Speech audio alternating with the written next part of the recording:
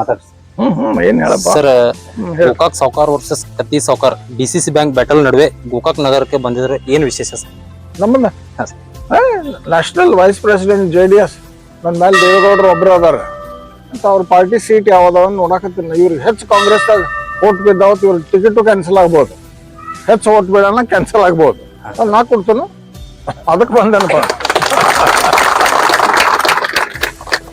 Sir, ನೀವು ರಾಯಬಾಗ್ ತಾಲೂಕಿನಿಂದ DCC ಸ್ಪರ್ಧೆ ಮಾಡ್ತೀರಾ ಸರ್? DCC ಬ್ಯಾಂಕ್ ಸ್ಪರ್ಧೆ ಇಲ್ಲ, ನನಗೆ ಅದ್ರದ್ದೇನು ಸರ್ಕಲ್ ಎಷ್ಟು ಮೆಂಬರ್ಸ್ ಅದೇ ನನಗೇನು ಸ್ಟಡಿ ಮಾಡಿಲ್ಲ.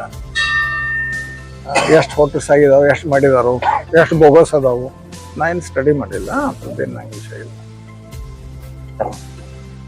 ನೀವೇನಾದ್ರು ಈಗ ಡಾಕ್ಟರ್ ಮಹೇಶ್ ಕಡಾಡಿ ಅವ್ರ ಜೊತೆ ಕೂಡಿದ್ರಿ ನೀವು, ಅಥವಾ ಏನ್ ಕಾಂಗ್ರೆಸ್ ಬರೋ ಪ್ಲಾನ್ ಏನಾದ್ರು ಇದೆಯಾ? ಕೇಳ್ರಿ ನಾ ಹೆಂಗ ಬರ್ತೀನಪ್ಪ. ಅಲ್ಲ, ಈಗ ಬದಲಾವಣೆಯಲ್ಲಿ ರಾಜಕೀಯ ರಂಗ ಸಹಕಾರಿ ರಂಗ ಬೆಳಗಾವಿ ಜಿಲ್ಲೆಯಲ್ಲಿ ಯಾವ ರೀತಿ ನಡೀತಾ ಅಂತ ತಮಗೂ ಕೂಡ ಗೊತ್ತಿದೆ ಪ್ರೆಸೆಂಟ್ ಸಿಚುವೇಶನ್ ಅಲ್ಲಿ. ಈ ಸಂದರ್ಭದಲ್ಲಿ ನೀವು ಗೋಕಾಕ್ ಆಗಮಿಸಿದ್ರಲ್ಲ, ಅದರ ಪ್ರಭಾವ ಏನಾದ್ರು ಸಹಕಾರಿ ರಂಗದ ಮೇಲೆ ಏನಾದ್ರು ಬೀರ್ಬಹುದಾ? ನೋಡ್ರಿ, 224 MLA ಸೀಟ್ ಅದಾವ ಇಲ್ಲಿ ಕರ್ನಾಟಕದಾಗ. ಮಹಾರಾಷ್ಟ್ರ ಮಾತಾಡಲಿ, Karnataka. I am all India vice president for JDS. ಕಾಶ್ಮೀರದಾಗೂ ಸೀಟ್ ನಿಲ್ಸ್ಬೋದು, ದಿಲ್ಲಿ ಪ್ರಾಪರ್ ನಿಲ್ಸ್ಬೋದು, ಬೆಂಗಳೂರು ನಿಲ್ಸ್ಬೋದು. ಯಾವ MLA ಉಲಟ್ ನಾ ಮಾತಾಡಕ್ ಬಂದಿಲ್ಲ.